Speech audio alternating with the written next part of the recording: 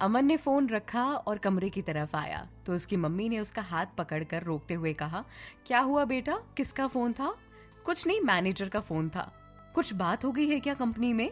नहीं मम्मी, ऐसी कोई भी बात नहीं है, ना ही चिंता की कोई बात है। वो बस मुझे शाम को एक ओपनिंग में जाना है, यही बताने के लिए उसका कॉल था।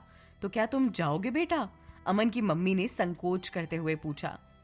हाँ मम्मी, अब जाना जरूरी है तो मैं जरूर जाऊंगा, पर आपकी जिम्मेदारी है, जब तक मैं लौट के ना आऊं आप दादी की जिम्मेदारी लेंगे और आप दादी का ख्याल भी रखेंगे।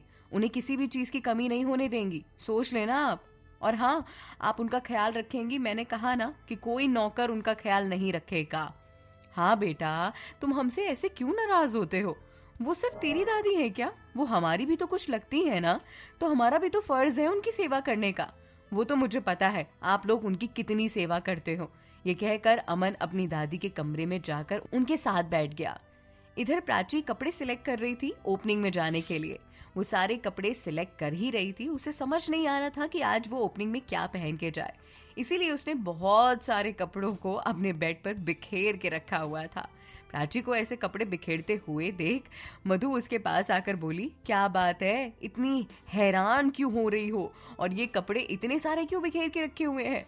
अरे यार मधु, मुझे आज एक ओपनिंग में जाना है तो समझ में नहीं आ रहा क्या कपड़े पहन कर जाऊं। कुछ भी पहन जा, तू तो हर कपड़ों में अच्छी लगती है। हाँ बिल्कुल, तुम तो फालतू में मेरी तारीफ करती रहती हो हमेशा। हाँ, अब बताओ क्या पहन के जाऊं? जो तुझे ठीक लगे। मुझे बहुत कंफ्यूजन हो रही है यार कि मैं क्या पहनूं, प्राची ने कपड़े बिखेरते हुए कहा। कंफ्यूजन कैसी, जो अच्छा लगे वो पहन जाना। ये कहकर मधु ने प्राची की एक ड्रेस जो कि सिलेक्ट करी थी, वो लाइट ब्लू कलर की थी, उठाते हुए आईने के सामने खड़ी हुई प्राची के कंधे पर लगाते हुए कहा, ये ड्रेस तुझ पर बहुत अच्छी लगेगी, ये पहन जा। पक्का? आई मीन, मैंने काफी टाइम से ट्राई नहीं की है, बहुत पहले ये ऐसी ड्रेसेस पहनी थी। अरे यार प्राची, अब ज्यादा सवाल नहीं, चुपचाप ये पहन जा। हाँ हाँ पक्का, बहुत अच्छी लगेगी, एक बार ट्राई कर ले, सारी चीजें बहुत बेहतर लगेगी, मुझे भी ऐसा लगता है। अच्छा ठीक है, तुम कहती हो तो मैं पहनकर चली जाती हूँ, प्राची ने ड्रेस सिलेक्ट करते हुए कहा। और मधु के जाते ही मौका पाकर प्राची निखिल के पास गई। उस टाइम निखिल अपने लैपटॉप पर कुछ काम कर रहा था। वो जाकर निखिल के पास बैठ गई और बोली, निखिल, मुझे तुमसे कुछ बात करनी है। हाँ प्राची, बोलो ना, निखिल ने काम करते हुए कहा। निखिल, तुम घर वापस क्यों नहीं लौट जाते? तुम कहना क्या चाहती हो? निखिल, मैं बस इतना कहना चाहती हूँ कि तुम सब खुश रहो। तुम्हें पता है, यहाँ मधु बिल्कुल खुश नहीं है। वो चाहती है कि तुम फैमिली में लौट जाओ।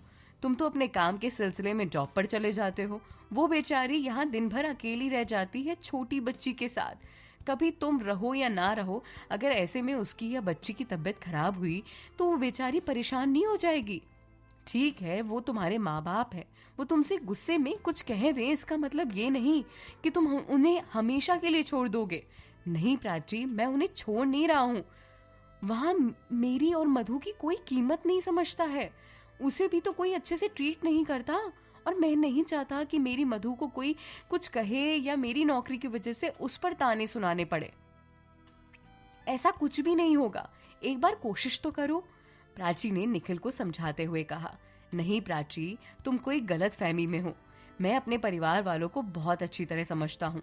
वो लोग मेरी और मधु की कद्र कभी नहीं करेंगे। उन्हें तो हम पागल नजर आते हैं। जब उनका मन हुआ हमें घर से निकाल दिया, और जब उनका मन हमसे मिलने का हुआ हमसे मिल लिया, और बुलाने का हुआ तो अब घर बुला रहे हैं। क्या भरोसा कि वो हमें दोबारा घर से निकाल दे? फिर से उन्होंने हमें बेइज्जत करके घर से बाहर निकाल दिया तो क्या, कहाँ जाएंगे हम लोग? तुम्हारे लिए कहने में आसान है, पर हम जानते हैं कि ये कितना मुश्किल काम है।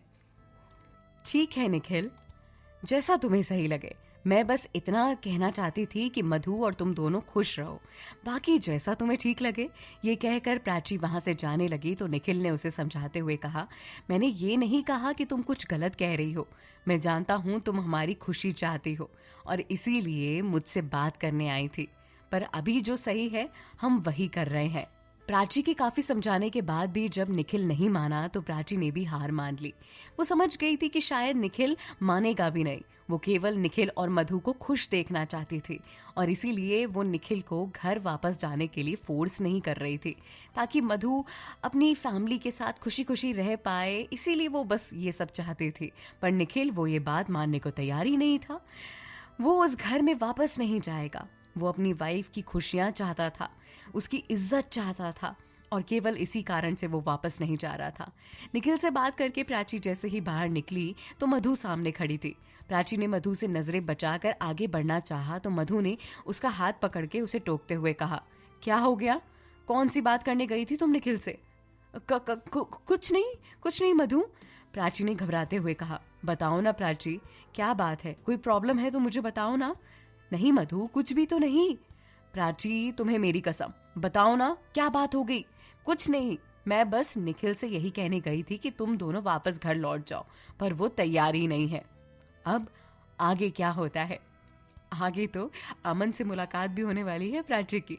सारी बातें धीरे धीरे पता चलेंगी। कमेंट बॉक्स में कमेंट जरूर कीजिएगा।